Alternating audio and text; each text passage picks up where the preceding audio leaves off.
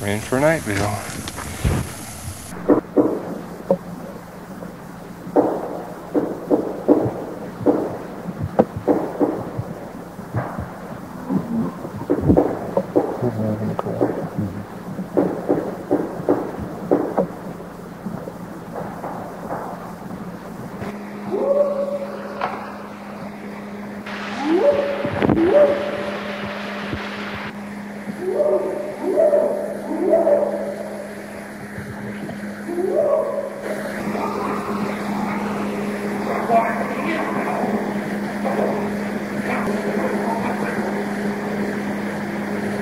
You're trying to talk to this.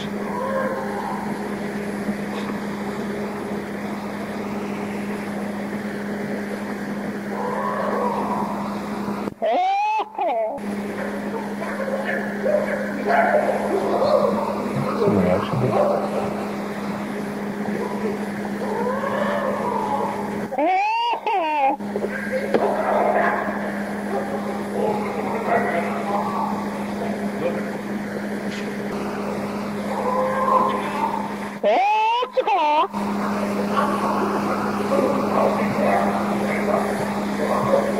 Like laughing now.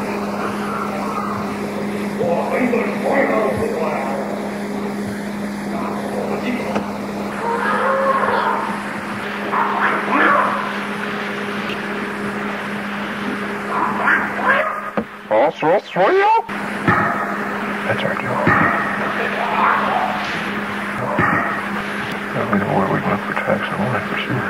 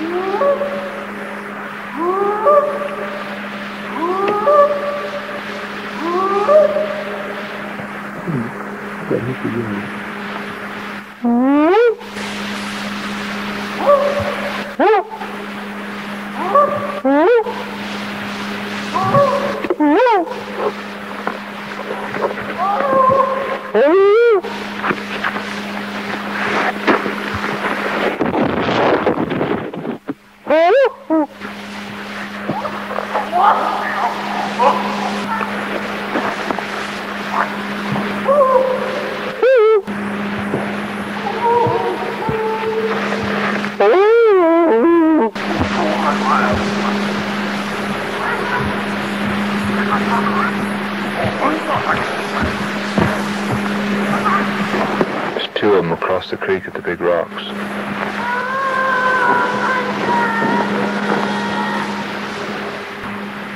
It's a hard act to follow. He sounds like he talks to us and they talk to each other. Yeah.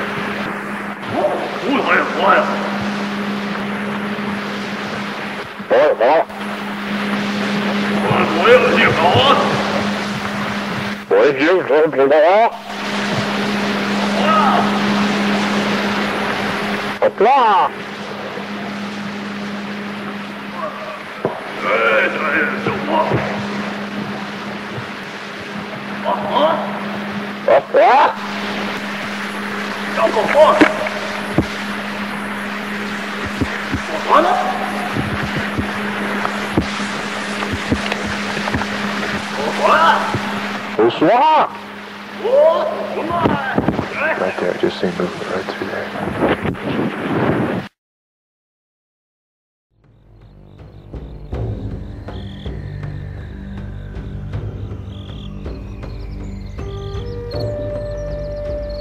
There's two of them across the creek at the big rocks.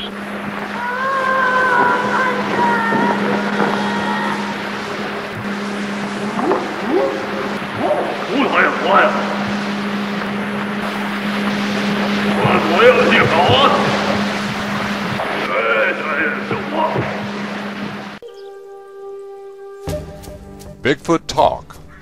That's what this CD is all about. Bigfoot's voice. Voices, actually, because we've heard more than one of them. It seems like most everyone's heard about Bigfoot by now. Anyway, in legend and in life, something we're certain of. They are hair-covered human-like animals that walk on 2 feet, just like us. But they are not humans. Not like us, anyway. People who've been lucky enough to catch a glimpse of them say they're almost spirit-like, the way they appear and disappear so mysteriously. No one has caught one yet, or even found a body or bones. But they have to be flesh and blood, because they walk about and leave their footprints behind as proof. Big footprints. And we know something else about them. We know they talk and jabber amongst themselves. We know this because they talked and jabbered and carried on in the strangest way in our presence, even with us.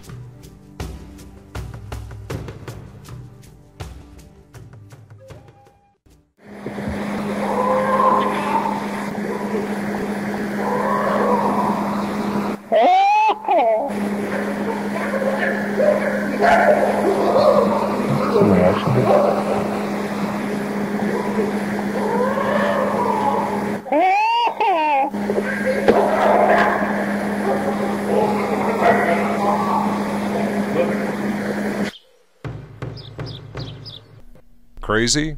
We don't think so. I don't anyway, and that was me and one of the big guys going back and forth at our hunting camp in the High Sierra Mountains of California. This was in September of 1974. I don't have any idea what the thing was trying to say, but it was really a lot of fun having the encounter, and we wondered about it, that's for sure. Here we are again.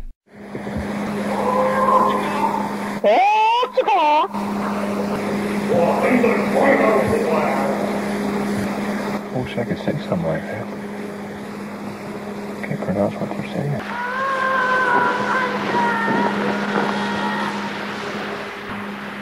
It's a hard act to follow.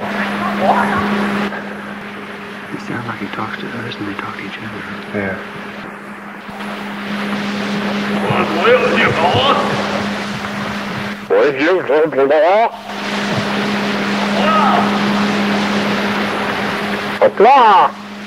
You get the recorder on.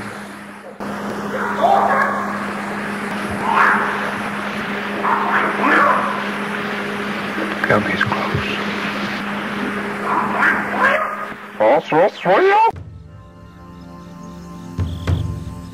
My name is Ron Moorhead. I live in Mariposa, a small foothill town near Yosemite National Park in California, and I own businesses there. Whether or not you believe it, you are listening to true recordings of Bigfoot creatures in their natural environment. We know these are naturally occurring primate voices. We have the evidence that establishes that much. Although we had these recordings studied in the late 70s, we've always welcomed any expert that's willing to give it a go using the newer technology that's available. But so far nobody's been willing to step up to the plate. It's safe that way, I guess. Anyway, I'd like to share these unique recordings with you. You're going to hear just how close these creatures can come to imitating our voices and our language. A close friend and I were deer hunting that fall and had just arrived in camp on our horses when the excitement began. We had heard these creatures before and had seen their footprints around camp, but this time we found a footprint on the trail hours before getting there, so we were pretty sure that they were around. What was so neat about it was that we hadn't heard anything from them since the fall of 1972, 2 years before. The way they carried on then, the sounds were more ape-like and quarrelsome, or bickering to listen to, like this.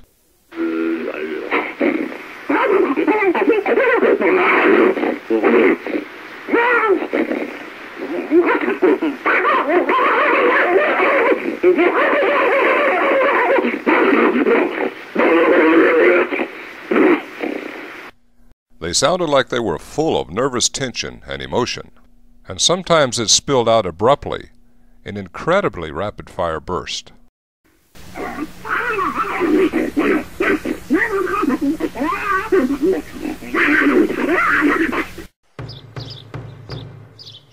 Go ahead, try to imitate some of that. It isn't human, like human voices played backwards. These sounds have been studied for just that, and for any kind of fakery that could add up to a hoax. It isn't there. What is there are raucous but very real flesh and blood voices, and they're unquestionably primate. But why us? What had provoked these mysterious creatures to suddenly and noisily reveal their presence to this small group of hunters?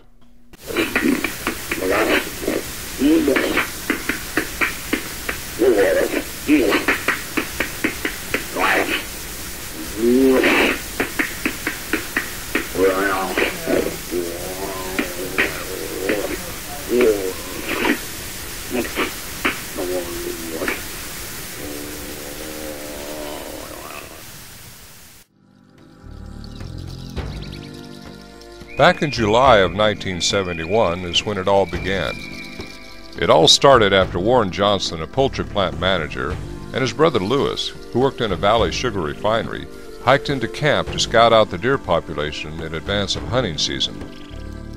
That night, only a few minutes after they had gone to bed, inside an enclosed shelter they had fashioned out of deadfall logs, they heard a loud clatter and bang of pots and pans downhill at the camp stove. They thought it must have been a bear scavenging for food, but the sounds they heard were different and confusing to them. When they went outside to look, after things had quieted down, they saw a big 5-toed footprint in the mud, where a teapot full of scalding hot water had overturned, and the track they saw wasn't a bear's. What they heard was something like this.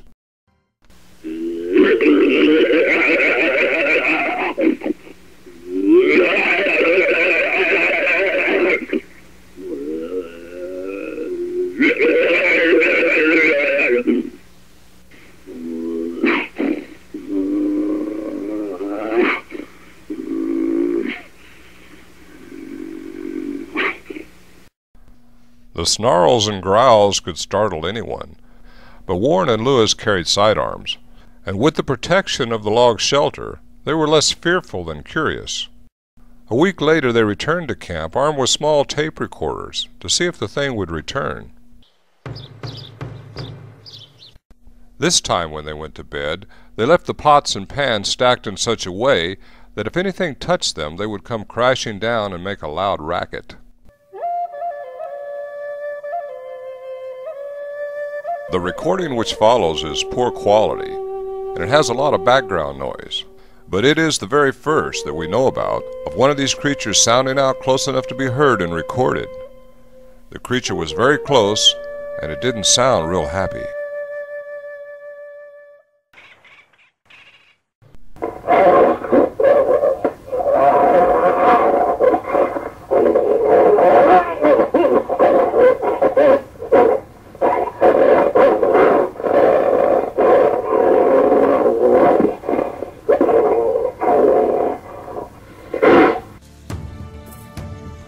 Well, that was then. Listen to these creatures now, 3 years later. To me and my friend Bill McDowell, it seemed as if they were happy and glad to see us.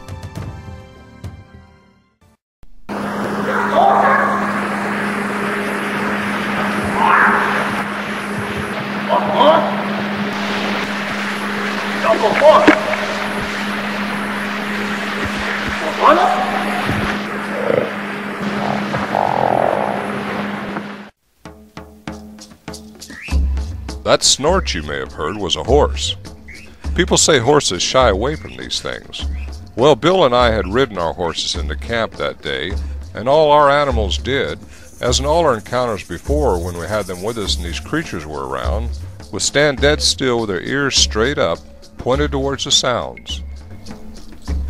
This is real stuff, from real encounters with real flesh and blood creatures that left huge 5-toed footprints around our hunting camp. It's 8 miles one way, up and down some pretty steep country, just to get in or out of this place. The trips we've made and the problems we've had on this trail over the years could make a story by itself. It can get really exciting wrangling the mules in and out of this area during thunderstorms, especially when a bolt of lightning blows a tree up in front of you. On the switchbacks, I've had a couple spills over the edge with my horse. That's when my mule decided he didn't want to go any further. Then, of course, there's the rattlesnakes you can run across on the trail. They can really put an edge on your day. I said all that so you'd be aware of the effort that it takes to get in and out of this remote area.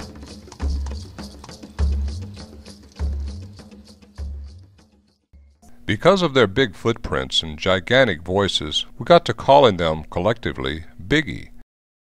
And Biggie will probably become known to the world one of these days, as surely as Africa's great apes are known. And these close-in, emotion-packed vocal displays should represent a valuable step towards that discovery. Our encounters in the Sierras started with a single accident, being painfully scalded with boiling hot water from a teapot and becoming angry at his mistake. But Warren and Lewis didn't react by yelling or shooting their guns, and no harm had come to the creature from the humans inside the shelter. Could it be this was the turning point for this particular Bigfoot family?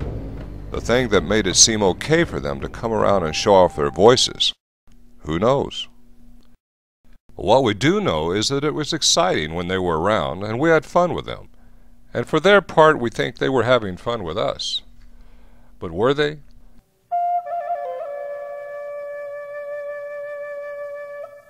Mostly yes, it seems. But sometimes there were sounds of anger and frustration, a sense of exasperation, and a profound sadness in their vocalizations.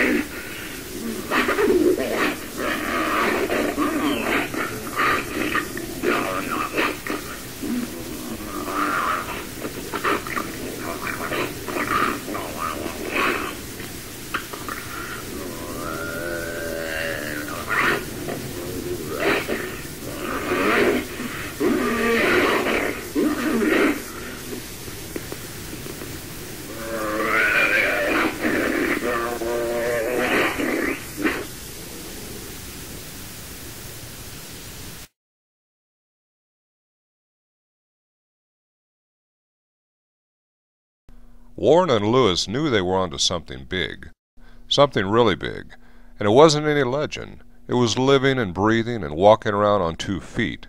They also knew from the size of the sounds and the commotion it wasn't any man. They wanted help, science's expertise, and they sought it through the Ivan Sanderson Society for the Investigation of the Unexplained. Through this society came an ex-big game hunter from a Bigfoot research organization based in Oregon. He had been investigating the famed Patterson film of the female Bigfoot in Northern California, a gentleman named Peter Byrne. Peter then invited a news reporter from Northern California that was working for the Redding Record Searchlight newspaper to investigate. The reporter, Alan Berry, and another reporter were soon on their way to meet with Warren and the other hunters of the group. Al thought the story was likely a hoax. What happened, however, would change Al Berry's life. He and the other reporter interviewed Warren and his group for nearly 3 hours and listened to some of the sounds they had taped at the camp. The men were as convincing as the sounds were primate-like, but alien, somewhere between human and ape. Al wanted to see the camp, and Warren would invite him in, but not his colleague, the other reporter. 2 new faces might put the creatures off, Warren said.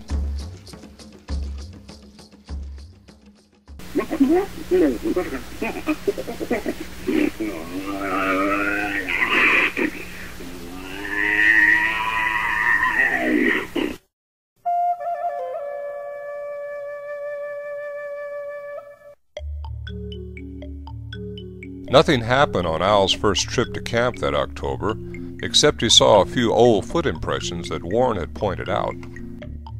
They were unconvincing and raised his suspicions of somebody having fun, maybe someone within the group.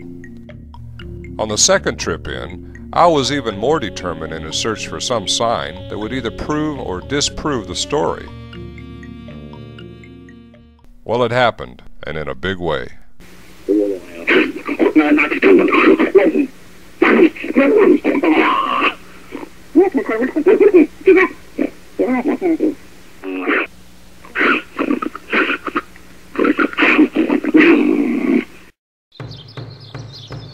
Well, Al heard it all with his own ears and did his own recordings. It seemed like the sounds were like those that Warren had recorded in June, 2 months earlier. The recordings also had some of the same signatures as did the ones from the year before in 1971. It had to be the same creatures, Al thought. Either that or the same source, whichever. Here are the sounds compared. This is Warren's tape from July of 1971.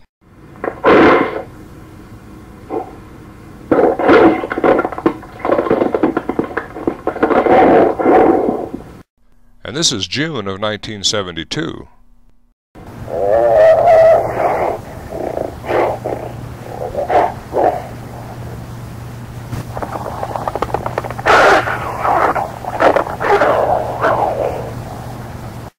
And now Al Berry's recordings from October of that same year, 1972.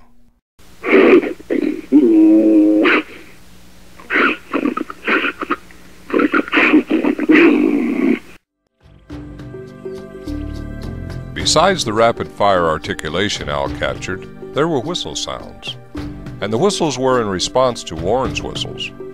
This was spontaneous, and it spelled the first direct exchange between Bigfoot and the men.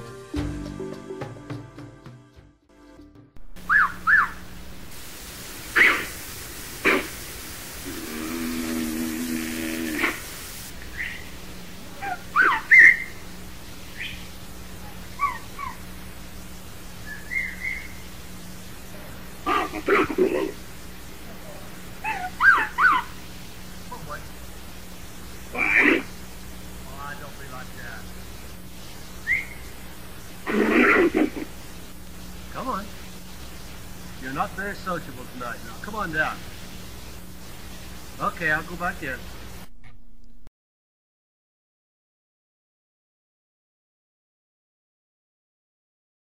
Biggie's presence around camp was nearly continuous from July of 1971 through the fall of 1972, but mysteriously, in 1973 the activity fell off.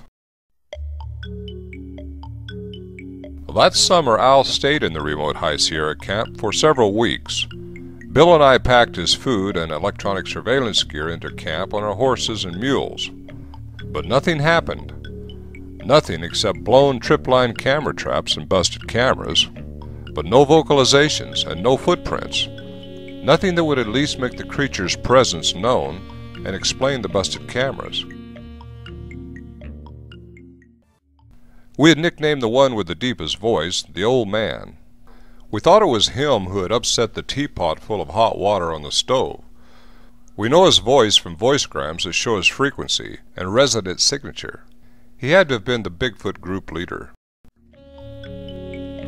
Had the Old Man died in the winter of 72? Had Al's presence with all his paraphernalia offended them during 73? Or had they simply lost interest? Whatever. On this September evening in 1974, several of them were back, and they were bold and boisterous. Bill and I were having fun, plain and simple. It was exciting stuff, like they were about to show themselves at last, and who knows where things might go from there.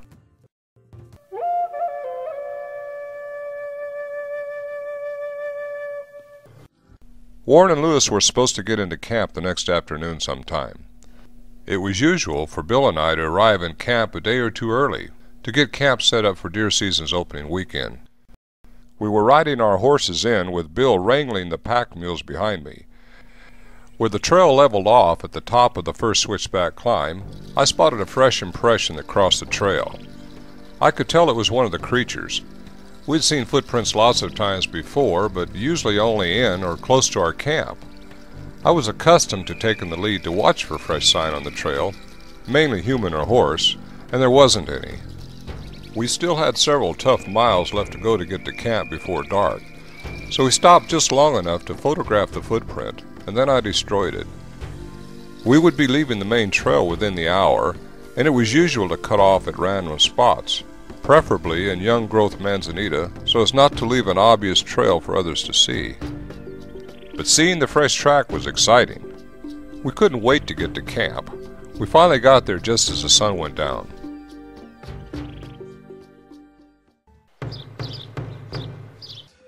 It's not unusual to hear pounding sounds or the breaking of large limbs, Sometimes this was very rhythmic. We've wondered if maybe this was their way of seeing what kind of a response they might get. It was nearly dark with the moon already up in the sky, and we were still unpacking when we heard the first pounding and whooping sounds.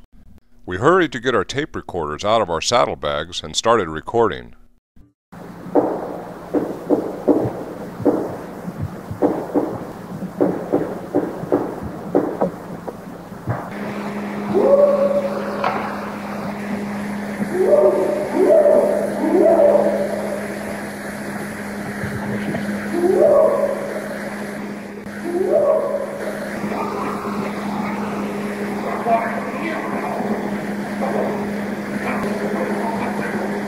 Which one's like this?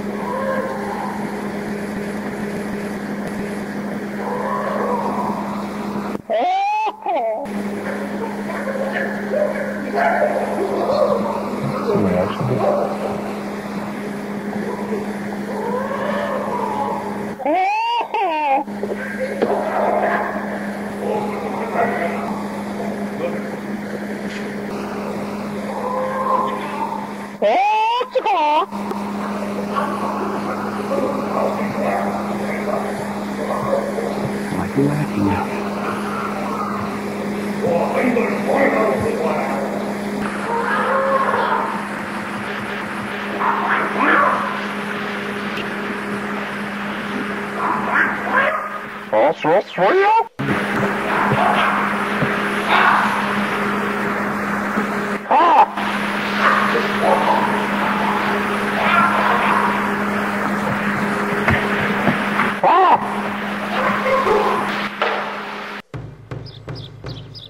We had never been welcomed into camp like this. If they were around, they would always wait until we were inside the shelter before making much noise, except for maybe a few raps to get our attention. But this was fun, exciting fun, believe me. This year, for some unknown reason, their voices were different from those of 1971 and 1972. There was something in these sounds that we could almost understand, like phrases, almost, and a suggestion of language. Bill and I wondered, could this be language? Or were they just making sounds? From other vocalizing displays that we've heard, it seems like they can mimic almost anything. This evening's interactions went on for over an hour.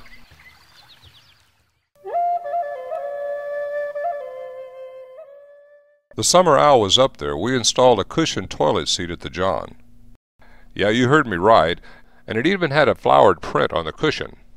Well, this was about 40 yards downhill and away from our stove and shelter, set back in the trees. From that area, I saw a dark silhouette of one of the creatures as it moved, almost like it was gliding through the trees. Just a dark image in the bright early moonlight. It was extremely fast and very smooth. That was just after we heard the toilet seat. Biggie was banging it, slapping it up and down, having fun with it, I guess. We really had to wonder just what he was thinking. That's our job. Now we know where we went for tracks and all that for sure. They ain't wanting us to go down the John. Was rings and paper. Right there, I just seen movement right through there.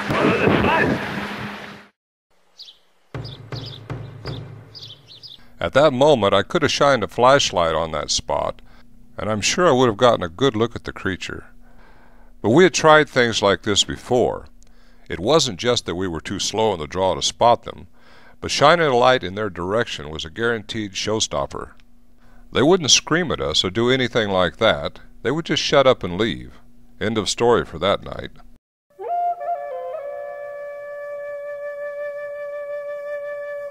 In the beginning, some of the sounds were menacing, even ferocious sounding, make no mistake.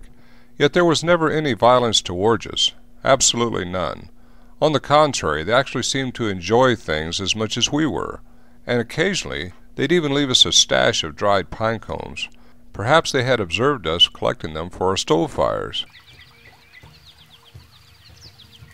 The next morning of this autumn day in 1974, Bill and I found 2 fresh alder branches on top of our shelter. At the spring, we found where the inch-thick branches had been twisted off from their stalks. They had been placed there on top of our shelter with older dried alders from a June's re-roofing project. Perhaps they were observing us then too. We took this, as like other times with the pine cones, as a gesture of friendship. What I sensed when I was there was that they wanted to interact with us, but had always been timid and very shy about being seen. Because of this, and for many reasons really, we believed the Sierra group that we had become acquainted with were highly intelligent, and that others reported in the Sierras today, in fact, may be of the same line and have similar vocal capabilities and interest in humans. We don't know how to reconnect with this particular group of Bigfoot when it came to such an abrupt end, but that's what happened. The Johnsons got into camp late the next afternoon, and that evening Biggie started whooping and carrying on again. But this time Lewis suddenly jumped up from where he was sitting on a log by the stove, grabbed his rifle and his flashlight, and started off towards the creek. "I've had enough of this," he said, "and I'm going to find out what these things are all about once and for all." Well, that was it. The creatures fell silent. Without another sound from them, they were gone. I understood the frustration that Lewis had. We all seemed to share in a common frustration of being outfoxed for so long by these elusive creatures.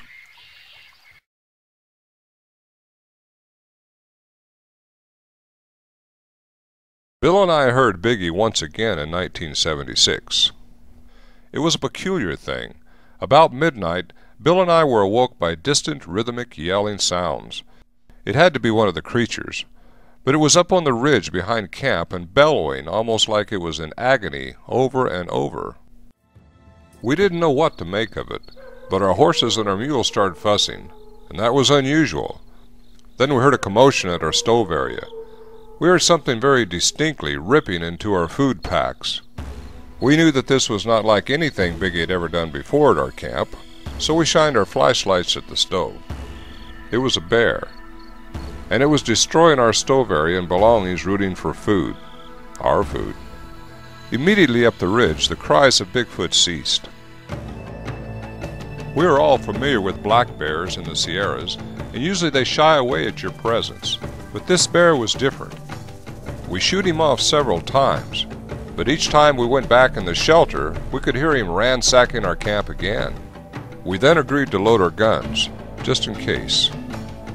We went outside again and tried to run him off, but this time he turned, stood up looking at us, and as I shined a light on him, he dropped down on all fours, and with a grunt, he charged.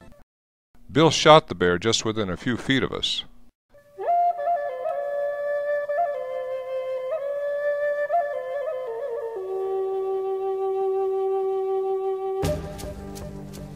Well, that was really it. Very little activity of the kind we had become accustomed to would take place after that, and if those days could be relived, I'm sure things could be different. They rarely allowed us a glimpse of them, but they evidently had enough confidence in our previous behavior towards them to share their presence through their voices. Could it be that science is once again overlooking a species, like the mountain gorilla, that's extremely shy and reclusive and rare? Maybe something that could be human-like in some ways, but different in others. Completely aboriginal in how it evolved and learned to survive. The Patterson film is a rare view of one of these creatures walking on a sandbar in Northern California. It shows the physical form. These recordings represent an apparent insight into the nature of these creatures that's unparalleled, and you would think command a scientific heads up. Any takers?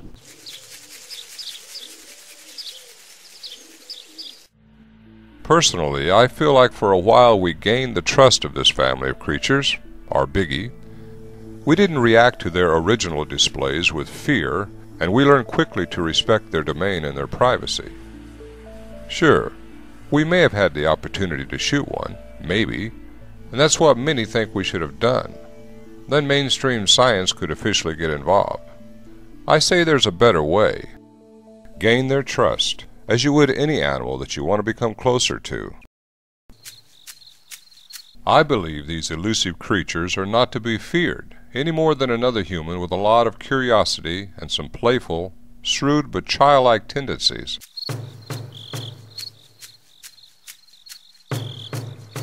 There's a lot more to this story than I can present here. Plus there's things I'd like to pass along that are dead ringers for Bigfoot sign when you're out in the woods. But for now, my hope by publishing these sounds and my story is that it will help pass this message along. That with all the soft evidence available, and there's a lot of it, science will become more aggressive towards the discovery of this elusive primate. And one more very important thing, if Biggie shows up in your camp someday, you'll make the most of the opportunity and also have as much fun as we did.